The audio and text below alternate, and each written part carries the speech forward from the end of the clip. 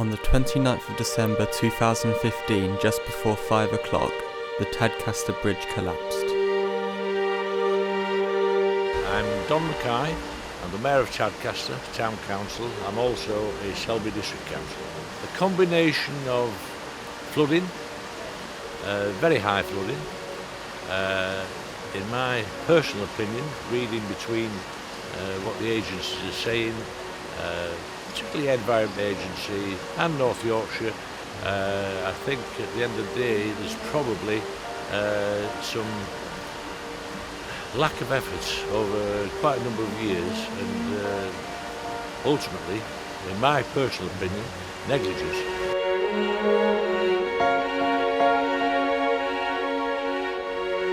The flooding and the collapse of the bridge had some immediate effects on the local community. It damaged houses, businesses and people's way of life.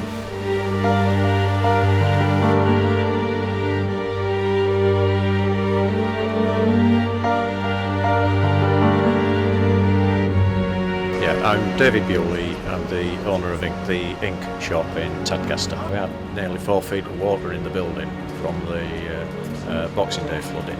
We actually only lost a week, even though we had a lot of damage. We only actually lost a week's worth of trading.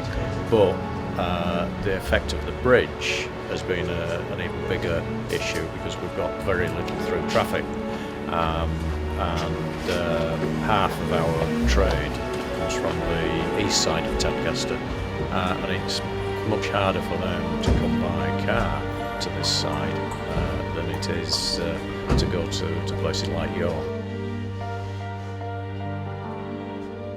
There were some major faults that the agencies failed to recognise. The fall of the bridge could have easily been prevented.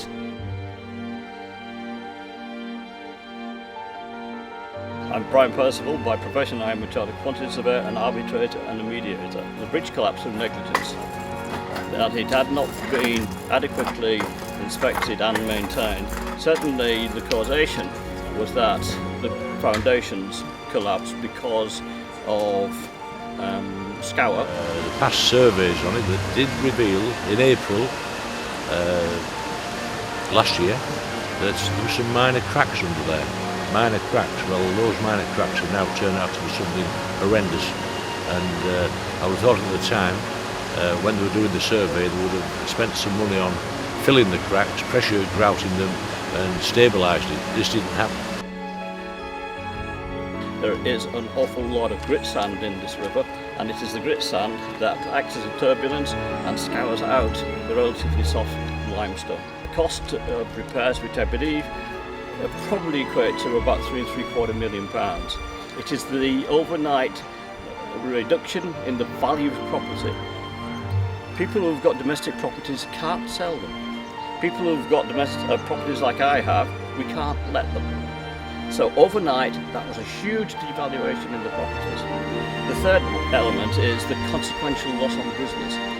You've come in today and you've heard the sound of silence. What we also got to remember is that we're stood on the west bank, the health centre and the medical centre are on the east bank.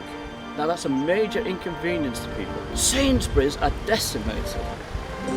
On the 12th of February, the council installed a footbridge to reunite the town whilst the bridge was being renovated. Now the town is looking to the future in the hope that the events don't reoccur with the new bridge. I think we're all hoping and praying that December is it, it'd be a nice Christmas present. Come December, different ball game, town reunited, everybody reasonably happy and hopefully trade comes back.